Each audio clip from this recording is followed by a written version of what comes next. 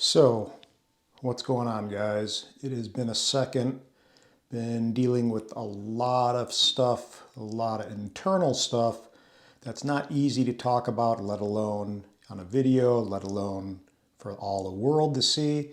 But I figure a lot of YouTube videos have helped me, and you have a lot of people, whether it's psychiatrists or gurus or people like Ram Dass or Eckhart Tolle, people like that I really love to tune into on YouTube and learn from, whether it's people taking medications and their experiences or withdrawals, all this kind of info. That really is what kind of got me into YouTube, because it actually is functional and you can be helped with a lot of the content on YouTube. And I'm hoping that's what this video can possibly do too, by me opening up and letting you guys inside a little bit of my struggles and what I've been going through lately. So let me give you a little bit about my background. So there's a lot of stuff that went on in my life. I was adopted first off, which is a beautiful thing in theory, right? I was adopted into a very affluent family, which really the only point of this is, long story short, we ended up at the tail end of my father's life when he had dementia and cancer. He had a horrible bankruptcy. So I ended up on the front lawn of my house with all my furniture, which, you have those kinds of crossroads in life. And what do? You kill yourself, you throw in the towel, or you essentially just say, fuck it, and you turn it into a positive somehow. And it was almost like a rebirth. I actually, for the first time, began to live my life the way I wanted to. So I went back to school for photography, and this didn't all happen right away, but I went back and lived with my parents at their house before they actually lost their home too. But I stayed with them for a little bit. I went back to school for photography. I got tattoo work. I actually started to do what I finally wanted to do in life. And it wasn't business. It was actually creating and doing stuff visually as an artist. So that was a blessing, right? So it was a rebirth. As I said, I turned it into a positive, and that was a pretty pivoting life moment for me.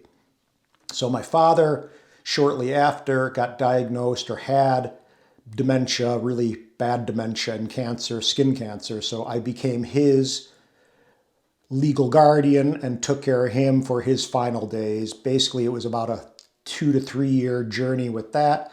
When he finally did pass, which was a blessing because he was suffering and really, really a horrendous death. But when he finally passed, I ended up going to Hawaii because that's what I wanted to do. That was kind of me starting my life and doing what I finally wanted to do, and live in Hawaii and basically, live the dream essentially. And about a year into being in Hawaii, I had my mom living in my old apartment, and I was communicating with her on Skype. I bought her an iMac before I left. I taught her how to use the computer. She wasn't so progressed with her dementia at that time, and I didn't even know she had dementia when I went to Hawaii. So I called into her one day, and I just noticed how much she has declined. So I knew things were really not going in a good direction. So about a year later, after being in Hawaii, thinking I'm going to be there living my dream life, I had a hightail back, essentially get back home to Illinois, knock on the door, and my mom was almost close to death. I mean, she lost so much weight. She's right now, and she's very fragile, probably 120 pounds. I think she was almost 80 pounds when I got her. So she had to start the journey of going to the hospital. I had to get her to the hospital, get all her base work done, and then she had to get admitted into a behavioral health center. She spent a couple weeks there. This was all just to get her health up and running and get her baselined with medication and stuff. So the caregiving journey for me has been a long road, meaning almost probably 13 years now. So anyone who's a caregiver knows caregiver burnout and caregiving in general is extremely taxing and stressful. So I am basically at my wit's end. I could only take so much more mentally. I'm just exhausted. You see your loved ones pass away. You see your loved ones decline.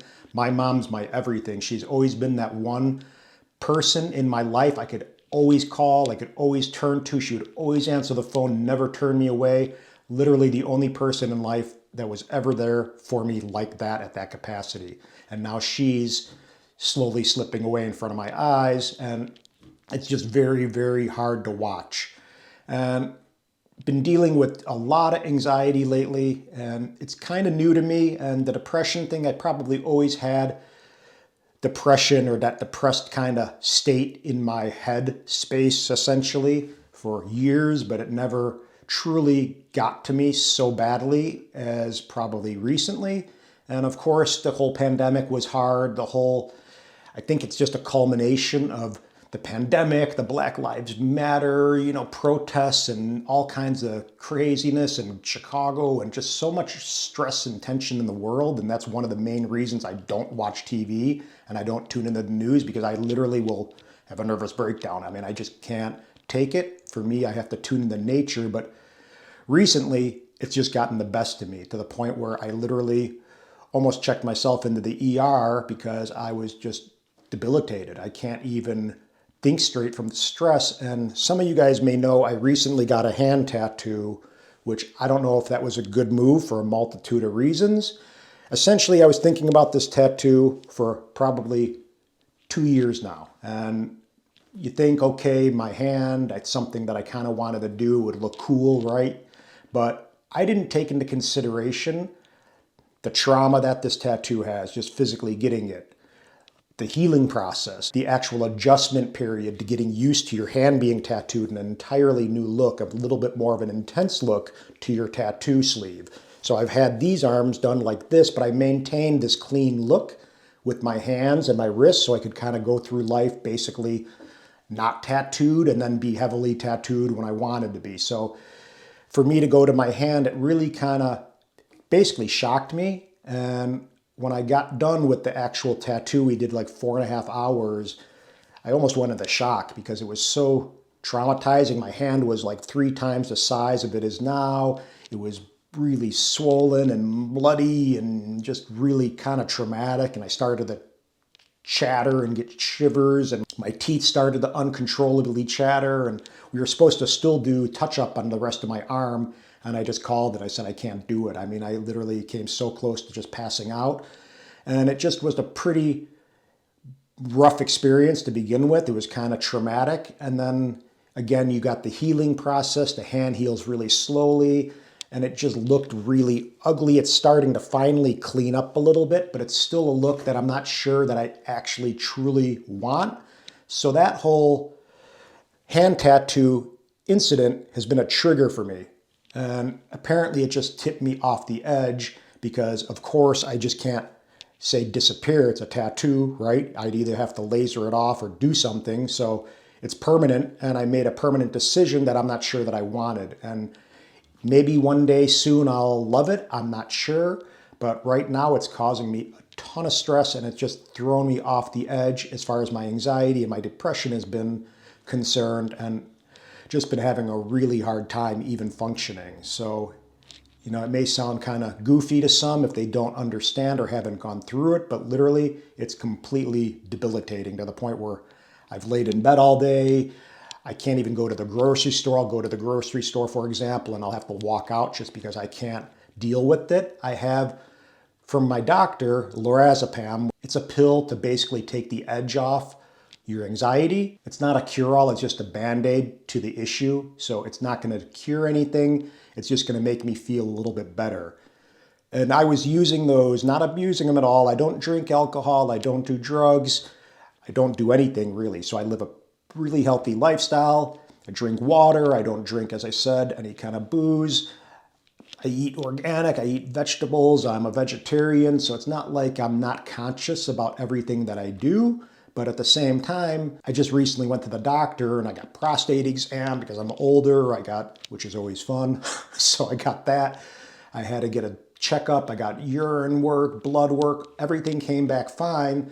And then I still feel horrendous and I still feel like shit. So that's even almost more alarming and scary because my mind is so spun out and I'm feeling so badly that I literally don't even know what's going on, yet the doctor says I'm perfectly healthy. So it's really scary when you don't know what's causing what and why you're feeling so horribly spun out in your head and just feeling like you can't even think, like someone is standing on your chest. And it is affecting every single facet of my life right now. I mean, it's been gray here in Illinois. Now, mind you, too, just so you guys understand, I lived in Hawaii for 10 years. So when I moved back here to care for my mom, which has been about 3 years now, I moved away from here because I don't like cold weather, and I knew that. I hate cold weather. I do not do well in it. I don't do well with gray days, cold gray days. And just recently, we had about 10 gray days in a row, just super depressing. I got seasonal depression 110%, let alone on top of regular depression. So I usually go to Hawaii for the winter, at least 1 or 2 months. I didn't get to do that this year. So just this year was just over the top for me to really try to maintain and handle. And I think I did pretty well. The tattoo process and just this whole thing, getting used to it. Like, I don't even know if I like this look on me yet. And it's just stressful because it's permanent, and just like people say, you know it like the back of your hand. The back of my hands are what I look at all the time. So it's not like this isn't in my face all the time, reminding me maybe I did something I shouldn't have done. And that alone has been really, really a huge source of my anxiousness and anxiety, to the point where I'm getting pretty much ill with it, and I'm just kind of having to either knock myself out with lorazepam, which is not good, or, try to go to the doctor, the ER. I actually may possibly go into an inpatient thing and try to get stabilized. I'm not sure, which would be essentially admitting myself for a week to try to get my meds or whatever the correct way. I haven't been on any medication for years. At one point when I was younger, they diagnosed me with being bipolar. So they gave me Depakote for that. That was probably a couple years. That was actually right when I got kicked out of my house and we were having this really hard transition time financially. It kind of worked almost like a bridge. So that Depakote, which is a mood stabilizer, kind of got me through a rough patch. So I eventually weaned myself off of that, and I felt like I was able to handle life pretty well, up until recently, really.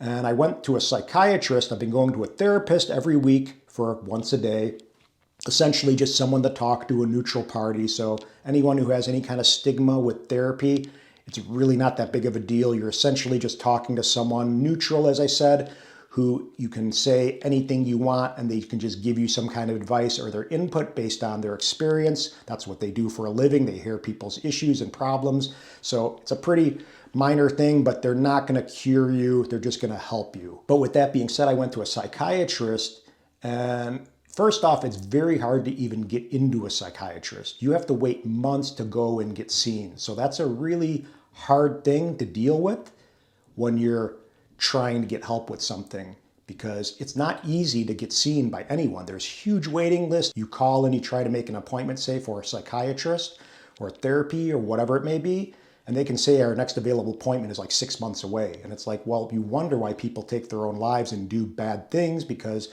they just can't get help even if they want it. So it's very disheartening and very, I don't know what the word would be, frustrating, essentially, and just sad that you can't get the help you need when you need it. And not everyone's going to know to reach out, say they maybe have a drug issue or something clouding their mind and not making good decisions or good calls.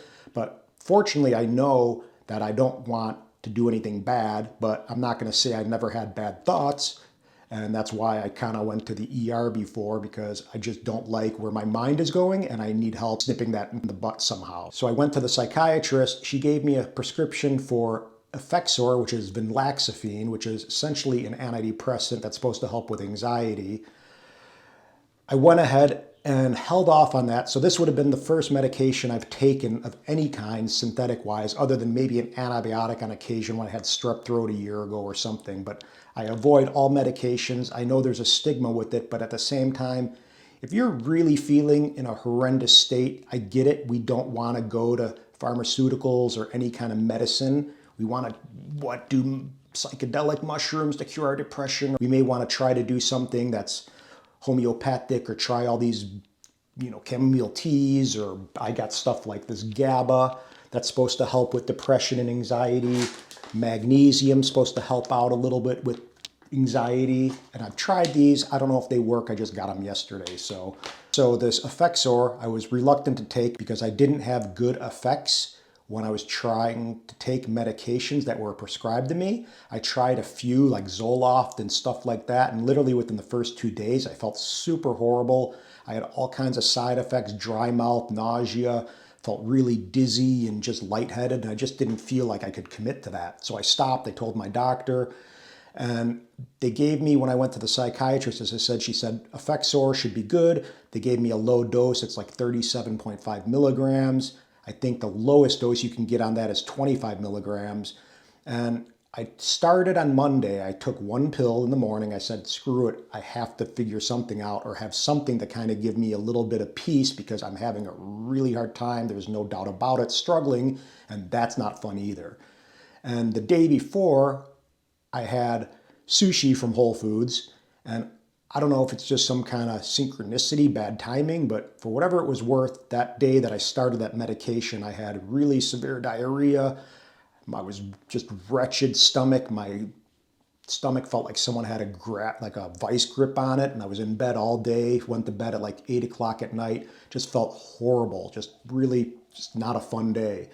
So I figured it was the medication, right? But then I was also on an antibiotic for this infection, and I don't know if it was a combination of that with, who knows, food poisoning. I have no idea. But I called my doctor. He said, stop the medication, don't do anything until Monday to see if we can isolate what's causing that issue. So my stomach issues kind of subsided, and I started the medication again 2 days ago. So today is my second dose or second day with this Effectsor, and I obviously haven't felt a ton because it takes a while for it to get into your system.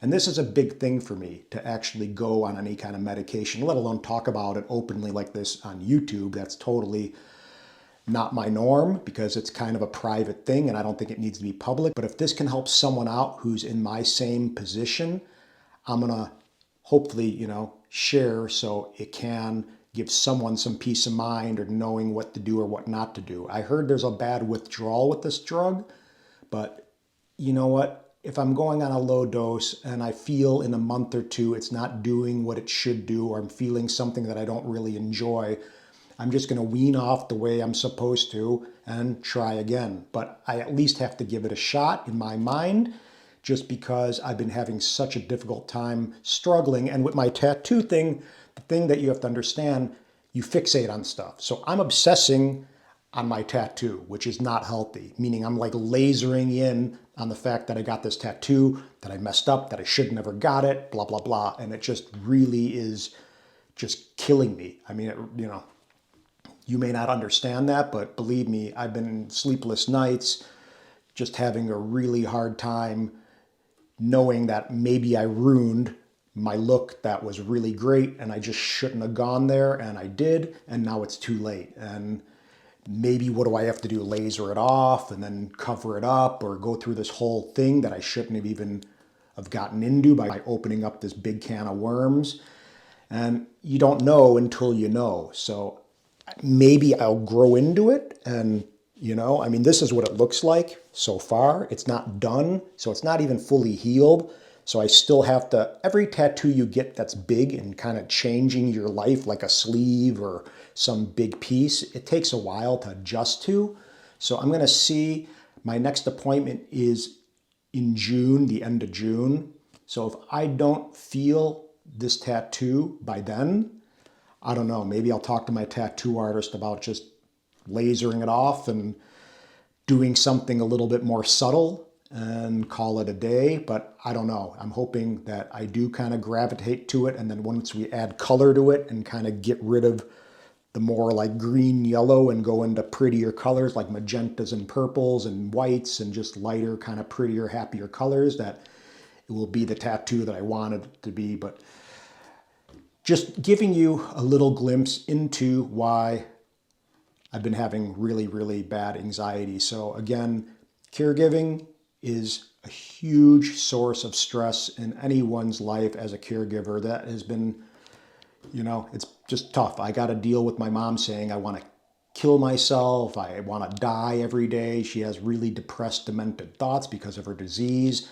I saw my dad go through it. So I basically had no break. And when I left Hawaii, I left, my lifestyle, my home. I left the ocean. I left my other mother. So for me to not have the ocean to go into and to heal and to get away, that was my escape, the ocean. Literally every day I was in the ocean doing something. Swimming, diving, swimming with turtles, taking pictures, doing something by the ocean, drinking my coffee. It gave me a reason to get up. I would grab my coffee, grab a tea, whatever it would be.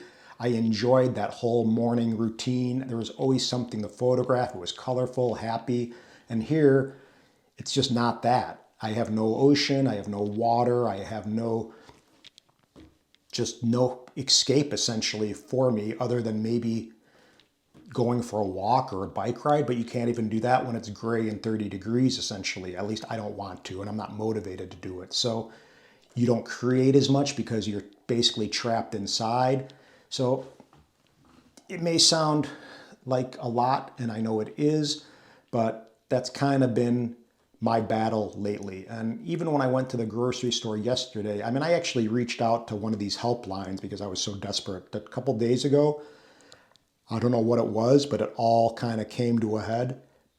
And it was the most intense anxiety and depression that I've ever felt in my life. And I'm 49 now, and let me tell you, it was just not fun. I wouldn't wish that on anyone. It was really, really challenging. I could barely even focus or think straight. It was just miserable to the point where I was reaching out for help, about to go to the ER room, and then I called the ER room and they said they had an 8-hour waiting line. So I essentially came back, knocked myself out with lorazepam, and then just started again the next morning and took my medication. And I'm trying to do all I can by reading and not watching the news and watching good people like Ram Dass's and Eckhart and meditating and trying to be as proactive as I can, and we'll see what happens. But this has been kind of a tough thing, feeling like I made a permanent move that I shouldn't have.